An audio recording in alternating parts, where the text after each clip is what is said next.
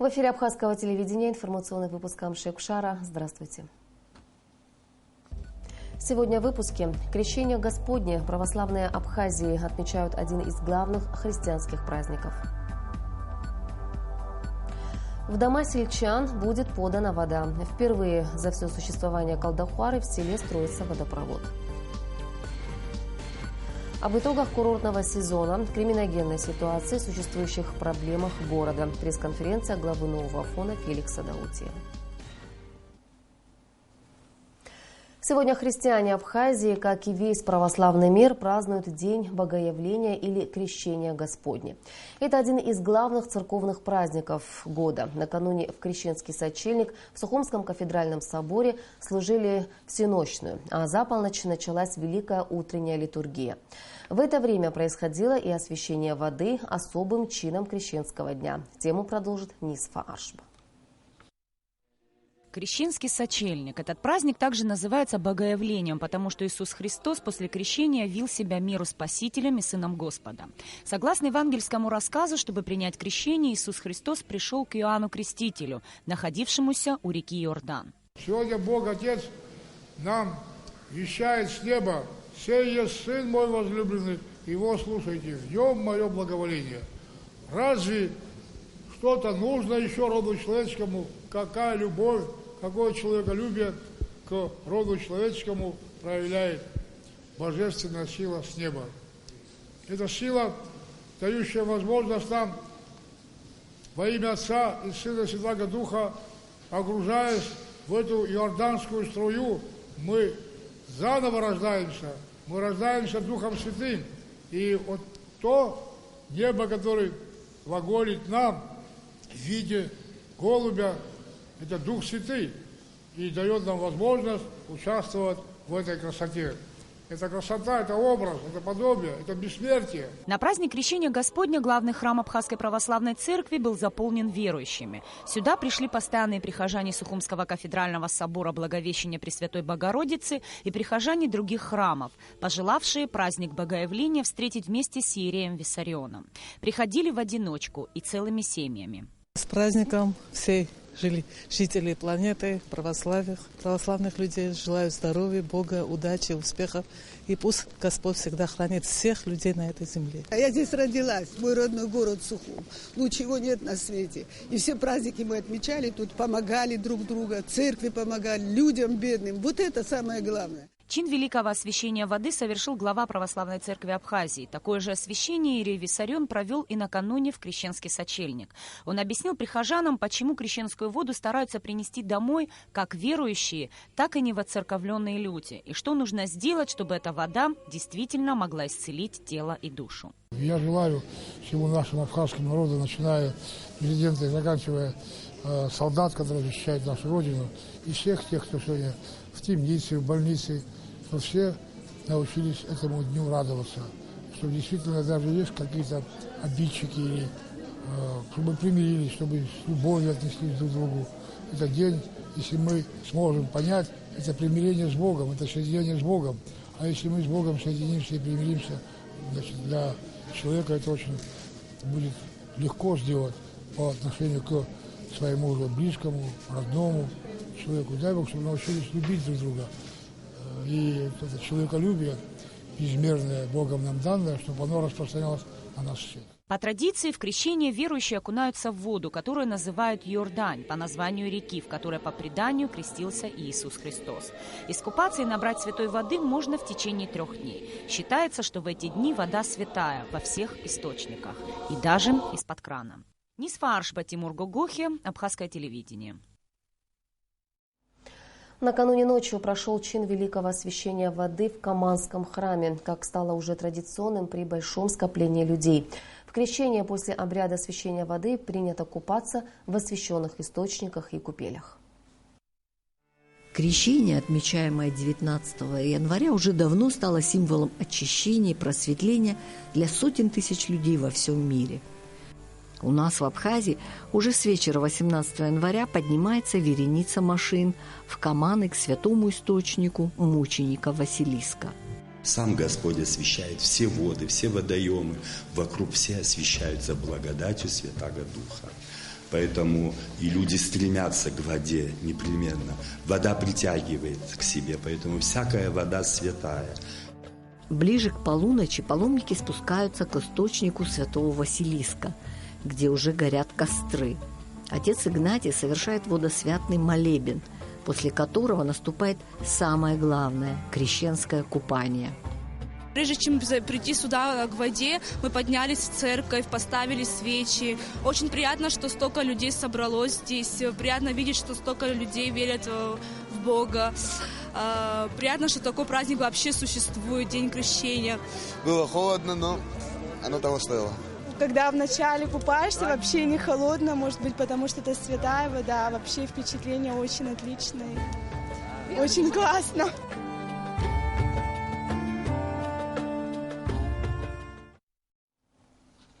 Подробности чина великого освящения воды и обряда крещения смотрите сегодня на канале Абхазского телевидения в новом проекте Мананы Кокускер «Простая история».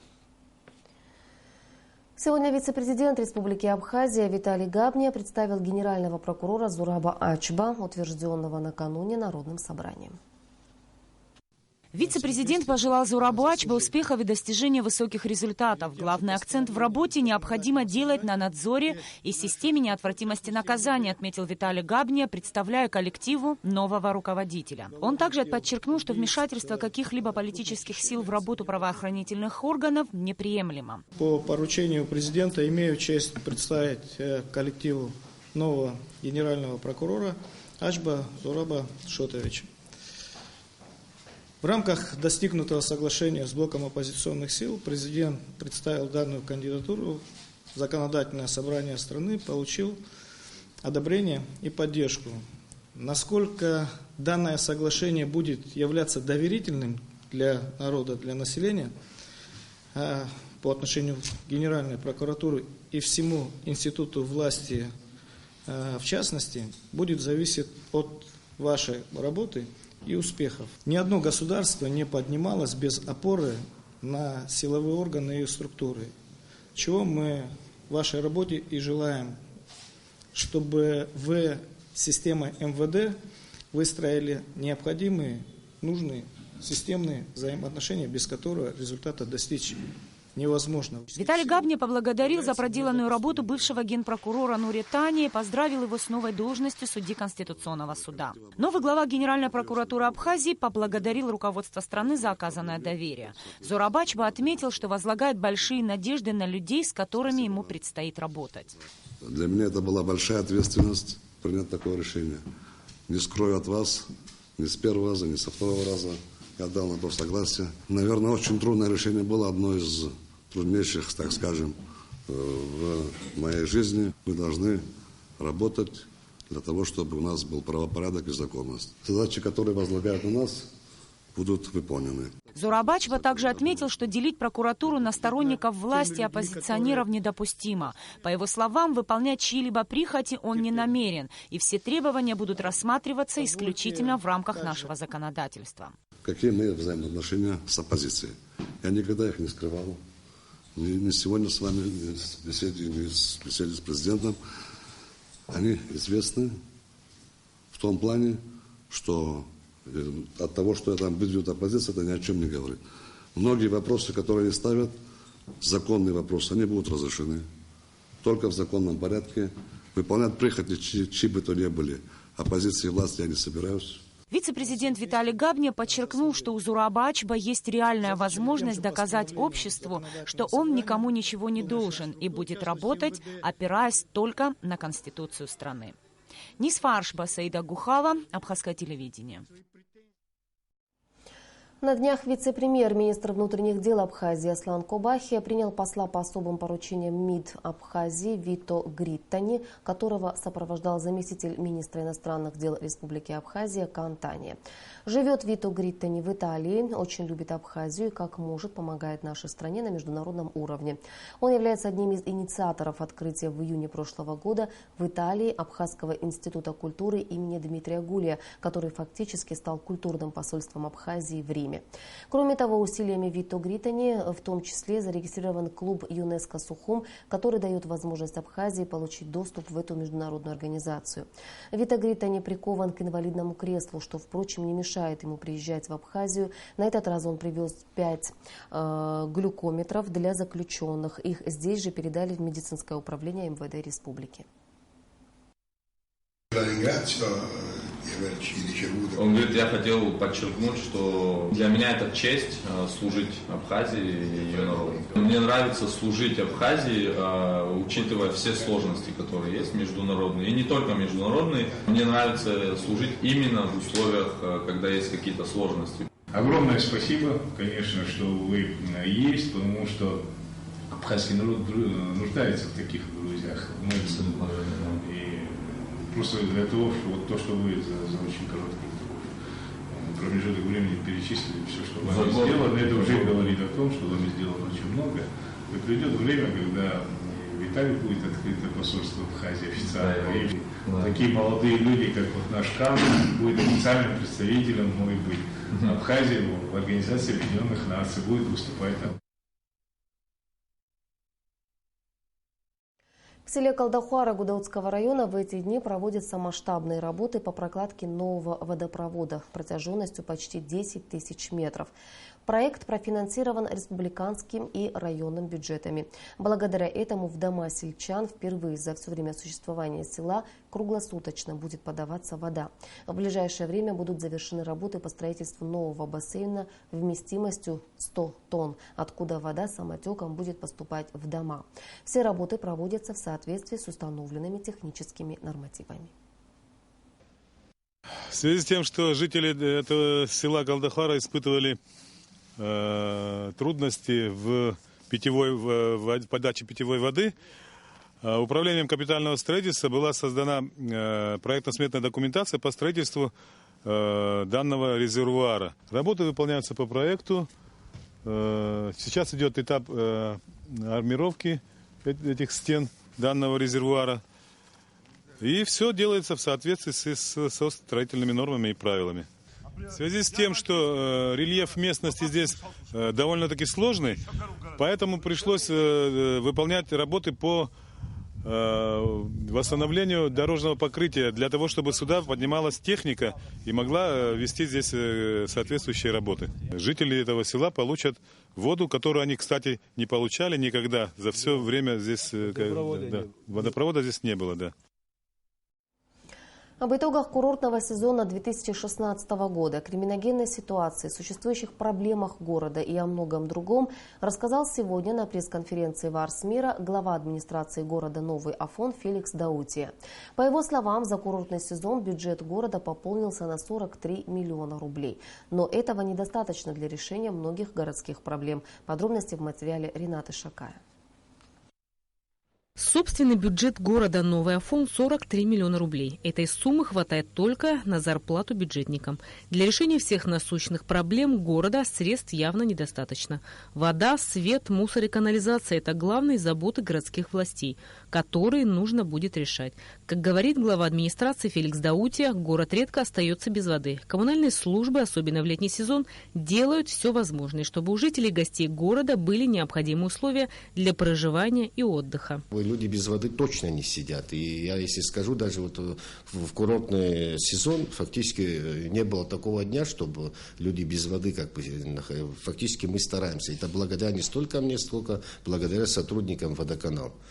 Но опять-таки все трубы уже старые, 2 насосные станции обязательно надо приводить в порядок, хотя... Наверное, знаете, что там буквально несколько лет назад был капитальный ремонт акведука, то есть водонесущий в город. Был ремонт бассейнов, но этого недостаточно, поскольку сегодня на самом деле в очень плачевном состоянии сама магистраль и насосные станции. Около 50 миллионов нужно на решение проблем с водоснабжением города, но на сегодняшний день таких возможностей нет, говорит Феликс Даутия. Что касается новой канализационной системы, то и там нужны большие средства. Дренажной системе Нового Афона уже 30 лет. Она нуждается в капитальном ремонте. Чтобы хоть как-то решить вопрос с канализацией, при строительстве гостиниц их владельцам ставятся обязательные условия – установка системы септики. Те, которые гостиницы, например, сегодня строят, в первую очередь мы ставим перед ними такой, вопрос, чтобы они обязательно ставили септик. С этим вопросом, с новыми гостиницами, мы решили это. Но то, что старые линии, фактически все, если можно так сказать, нечистоты попадают далеко не в очистные сооружения. Где-то в море попадает, а где-то в речку что-то попадает. Хотя мы своими силами решаем этот вопрос. Опять я говорю, что там на самом деле нужны серьезные работы проводить. Что касается курортного сезона 2016 года, то, по словам Феликса Даутия, по результатам он был лучше предыдущего. В целом отдыхающие, чтобы сказать полностью, они прямо... без ума от порядка этого точно не было. Но в целом, по отзывам о том, что пишут отдыхающие, которые отдыхали, скажем, в гостинице или в санатории, или в частном секторе, все отзываются вроде бы ничего. Хотя мы знаем, что есть очень много проблем. В целом, я считаю, что мы справились с курортным сезоном. Помимо удачного курортного сезона, глава администрации Нового Афона рассказал о том, что в городе улучшилась криминогенная ситуация. Говоря о планах на 2017 год, Феликс Даутия отметил, впереди ждет реставрация набережной, капитальное строительство дороги, ведущей к монастырю, освещение города и многое другое, что позволит сделать город Новый Афон еще более уютным. Рената Шака, Алексей Гухова, Абхазское телевидение. В Сухумском доме-интернате для престарелых и инвалидов на сегодняшний день проживает 48 человек. За этими людьми здесь предусмотрен надлежащий уход. Очень часто их навещают учащиеся различных школ, представители организаций. Одним словом, все те, кому не безразлична судьба одиноких людей. Сария Смыр продолжит тему. В цивилизованном обществе уважение старости – нравственная норма. Однако в наше время все больше и больше случаев, когда стариков выгоняют на улицу из собственного жилья. И этот период жизни человек должен пройти достойно. И лучше провести его в доме, где за ним будут ухаживать круглые сутки. Все хорошо, все отлично. Все здесь вежливо общаются. Здесь нам лучше и спокойнее, говорят подопечные Дома Милосердия. Несмотря на то, что у некоторых есть близкие родственники, забирать стариков никто не спешит. Сегодня в Сухумском доме-интернате для престарелых и инвалидов проживает 48 человек. И у каждого очень сложный жизненный путь. Большинство из них оказались здесь по семейным обстоятельствам. У 64-летней Веры Молдавановой в Абхазии никого нет. Она признается, пришла сюда на 2 недели, пока решался жилищный вопрос. В приюте она уже 4 года. Ее дети живут в России и лишь изредка навещают. Вспоминая их, женщина не может скрыть слез. Иногда она связывается с ними по телефону, говорит, что скучает по ним, любуется их фотографиями, которых в комнате очень много. Женщина все свое свободное время проводит за швейной машинкой или вяжет теплые вещи для детей, медсестер и внуков. Говорит, что только так может отплатить им за их доброту. У нас режим, естественно, утром встали, позавтракали. Но у меня своя работа. У меня шитье, директор дала мне машинку, она электрическая, швейная. Кому что нужно, кто пришел брюки подшить, кому змейку, кому укоротить. Кто-то охранники пришли, купили что-то. А так, бездельники, конечно, здесь не получается. Читать обязательно. Выписываемые журналы, Oriflame. Пользуются всеми, нам все разрешают. Вот холодильник у нас, кушать, пожалуйста. То, что мы хотим за свои деньги купить. А так, честно говоря, покупать ничего не надо. У нас так кормят. А это Клавдия Лешова. Здесь ее в шутку называют певицей. У нее болят ноги, и пожилая женщина практически не встает с постели. Но это не мешает ей быть общительной и жизнерадостной. Парень, так много холоди. Я люблю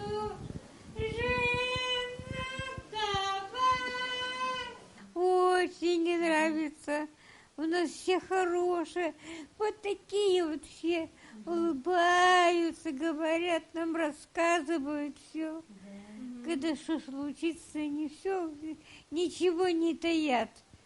Очень хорошие. Сотрудники дома-интерната стараются скрасить дни своих подопечных, чтобы они не оставались один на один со своими переживаниями, не чувствовали себя одинокими. Начинаем с обхода палаты, спрашиваем, у кого какие нужды, какие проблемы. Мы их просто лелеем, как обычно, успокаиваем. как психологическое действие оказываем. Вот они, когда приходят, уже вот рассказывают, то и плачут. Постельное белье постоянно у них чистенькое. Все палаты, все тумбочки проверяем, холодильники, телевизоры у них вот у каждого по палатам проверяем, у кого какие нужды, какие проблемы. День рождения мы отмечали 2 января, да, Варварушка? Да, я 2-го. Да. Мы выходные были, но на ее денежка на пенсию получает, курочки купили, курочки ей пожарили, хачапури, эклеры были, она угощала всех, да? Салаты, тархуны, йогурты. Все было у нее, она пенсию свою получает, она на свои денежки потом угощала. Да, все, у нас есть социальный работник, кто это покупает. Здесь созданы все условия для комфортного проживания пожилых людей. Есть врачи, которые смогут вовремя оказать медицинскую помощь. При необходимости с подопечными работает психолог, даже парикмахер в штате есть. Естественно, функционирует и столовая. Очень часто сюда приходят дети из различных школ столицы, устраивают концерты, показывают сценки, угощают стариков. Этот дом не обделяют своим вниманием и многие организации, особенно в праздники. Очень часто к нам приходят школы. Это и Новорайонская школа русская, это 15-я школа, это 2-я школа нас не забывает, 8-я школа нас не забывает. Школы, они приходят с концертами, кроме того, что приносят новогодние подарки. Все, кто нас помнит, мы всегда их ждем, всегда благодарны им и с радостью их воспринимаем. Общаться с родителями, заботиться о них нужно не только потому, что они сделали многое для нас, но и для того, чтобы показать пример своим детям. История знает немало фактов, как к людям, которым родители были в тягость, бумерангом возвращалось такое же отношение в старости. После проведенного времени в приюте остается чувство теплоты на сердце. Те, кто попал сюда в силу разных жизненных ситуаций, получили заботу и уход, возможно, даже лучше, чем если бы сейчас находились в родном доме. Но пожилым людям чаще всего не хватает поддержки и внимания собственных детей. И смотреть в грустные глаза людей, в которых все еще теплится надежда, очень тяжело. Сария Смыр, Беслан Чхенджерия, Абхазское телевидение. И о погоде. По сообщению гидрометеослужбы, завтра в Абхазии ожидается переменная облачность, ночью и утром небольшой дождь. Во второй половине дня погода прояснится. Температура воздуха ночью плюс 1,3, днем плюс 7,9 градусов.